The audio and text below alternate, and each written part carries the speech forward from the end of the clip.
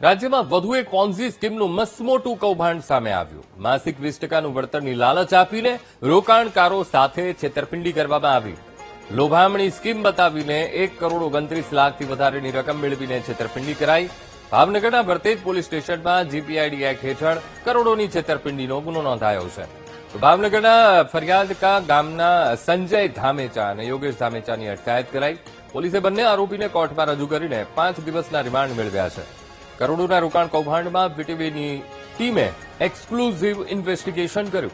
Vartej police સ્ટેશનમાં ફરિયાદ બાદ વીટીવી ન્યૂઝની ટીમે ફરિયાદકા ગામમાં જઈને તપાસ કરી. કૌભાંડ 350 કરોડથી વધારેનું હોવાનો સ્થાનિકોએ દાવો કર્યો છે.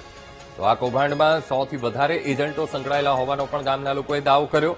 મહત્વનું છે કે પોલીસે આરોપીના ઘરે તપાસ કરીને લેપટોપ, 3 મોબાઈલ ફોન, રોકાણના હિસાબ દર્શાવતા ચોપડા, સ્ટેમ્પ પેપર સહિત ગુનાને લગતા મહત્વના દસ્તાવેજો જપ્ત કર્યા. સમગ્ર ફરિયાદ અને કૌભાંડમાં વધુ વિગતો જાણવા માટે માત્ર મુખ્ય આરોપી સંજય ધામેચાના ઘરે વીટીવીની ટીમ પહોંચતા અનેક ચોંકાવનારા પાસા સામે આવ્યા.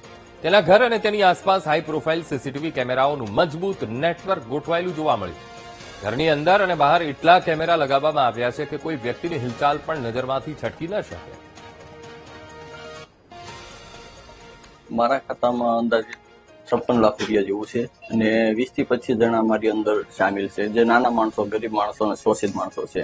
ને મારા ખુદના 7 થી 8 લાખ રૂપિયા છે. મકાન માટે મેં જે કાળી મજૂરી કરીને ભેગા કર્યા હતા. આ તમે હાલ જોઈ શકો છો કેવું મકાન છે.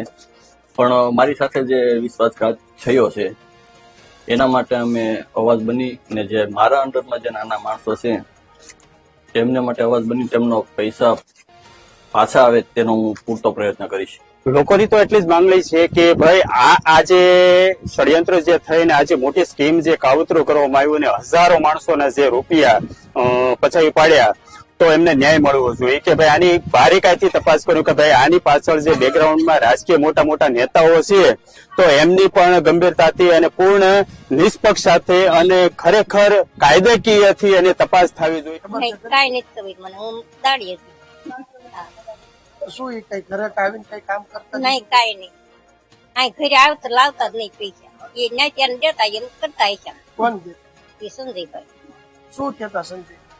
એ જેમ કે કાને દેવાના એ થતો હોય દેવા. અહીં ઘરે કઈ ન લાવતા. નકર તમને ખબર હોય ઘરે લાવે તો. કેટલું ભણેલા છે? 3 સપડી. શું કરતા છે કામ ધંધો બીજો? ઓફિસમાં જતો. હીરાની ઓફિસમાં અહીંયા હાલ જતા કે પછી બંધ કરી? ના ના પીછે ન જતો. કેટલા સમયથી બંધ કરી? હમણાં આવી ગઈ વરાઈ ગઈ. વર્ષ દિવસથી શું કરતા એ વર્ષ દિવસ આ ઘરે રહેતો, કાંઈ ન કરતો. દાડી હોય તો જતો, દાડી હોય તો જાય. જે કાલે જે છે જીપીઆઈડી ની કલમ 3 અને બીએનએસ ની અલગ અલગ જે છેતરપિંડીની કલમો છે એના હેઠળ કાલે ગુના દાખલ કરવામાં આવેલ અને એમાં જે છે અત્યાર સુધીમાં 2 આરોપીઓ જે મેઇન જે આ બધું એક ઇકોનોમિક જે ફ્રોડ હતું એના જે સૂત્રધારો છે સંજય અને યોગેશ, એને અટક કરવામાં આવેલ છે. એ લોકો જે છે અત્યાર સુધીમાં અમારા એવા 14 જેવા ભોગ બનારો છે જેના જોડે એ લોકોએ અલગ અલગ અમાઉન્ટની અને ચીટિંગ કરી છે અને અત્યાર સુધીમાં જે ચીટિંગનો અમાઉન્ટ છે 1.5 કરોડ જેવું આવે છે. એ લોકો બેસિકલી શું છે કે બધા જે એના જે પણ રોકાણકારો હતા એને એક બહુથી અનરિયલિસ્ટિક એવું એક આપતા હતા કે દર મહિને એને 5% જે છે એ લોકો ઇન્ટરેસ્ટ આપશે અને આધારે ઘણા બધા જે છે એની છેતરપિંડીની સ્કીમના ભોગ બનીને રોકાણ કર્યું અને એમાં જે છે અત્યારે અમારા સુધી જે કીધું 15 જેવા ભોગ બનોને અમે અમારા નિવેદન લીધું છે અને તપાસના કામ જે અત્યારે ચાલે છે.